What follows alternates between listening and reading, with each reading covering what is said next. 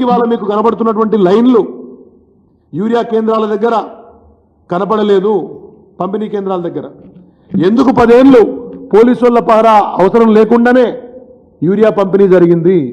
ఎందుకు ఆ రోజు రైతులకు ఇక్కట్లు రాలేదు, ఇబ్బందులు రాలేదని చెప్పి నేను పొన్నం ప్రభాకర్ గారిని కాంగ్రెస్ పార్టీ నాయకులను అడుగుతా ఉన్నాను. పొన్నం ప్రభాకర్ గారు అంటున్నాడు, కేటీఆర్కి తెలియదా అది కేంద్రం ఇస్తుంది యూరియా, మేమిస్తామా?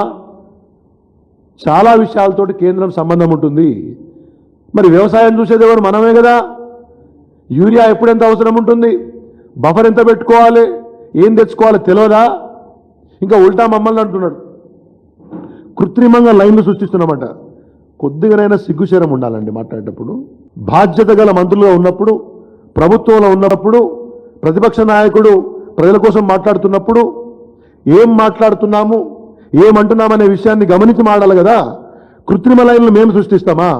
ఎవరిని అవమానిస్తున్నావు పొన్నం ప్రభాకర్ గారు? కొద్ది గొప్ప తెలంగాణ కోసం నీవు కూడా కాస్త శ్రమించిన వాటి కొద్ది గౌరవం ఉండే. ఇటువంటి మాటలు మాట్లాడి ఆ గౌరవం పోగొట్టుకోవద్దని చెప్పి నేను పొన్నం ప్రభాకర్ విజ్ఞప్తి చేస్తా ఉన్నాను. ప్రజల కడగండ్లు చూసి బాధపడాలి, దానికోసం కష్టపడాలి, కేంద్రం దగ్గరికి పోవాలి. అది చేయకుండా రాజకీయాలు చేస్తారు.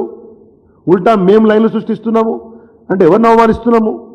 పొద్దున్న నుంచి వచ్చి తిండి తిప్పలు లేకుండా, ఎండా వాన అనకుండా, పోలీసు వాళ్ళ చీత్కారాలు లేకపోతే మిగతా వాళ్ళ మాటలు పడుకుంటా, సూటిపోటి మాటలు పడుకుంటా, ఇంటికాడ పని దెబ్బతింటే బాధపడుతున్నటువంటి రైతన్నల యొక్క కడగండ్లు మాట్లాడితే మీకు డర్టీ మైండ్ అనిపిస్తుంది, మీకు మేమే లైన్లు పెట్టినట్టు అనిపిస్తుంది.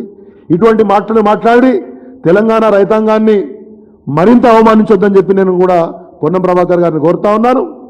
క్షమాపణ చెప్పాలటువంటి మాటలు మాట్లాడినందుకు, రైతుల యొక్క కష్టాన్ని అపహాస్యం చేస్తున్నందుకు పొన్నం ప్రభాకరే కాదు, వ్యవసాయ మంత్రి కాదు, తెలంగాణ ప్రభుత్వం క్షమాపణ చెప్పాలి.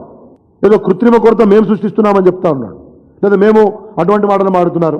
మరి కృత్రిమ కొరత ఎవరో సృష్టిస్తే మీరేమైనా గుడ్డి గురాల పనులు తవ్వుతా ఉన్నారా? గడ్డి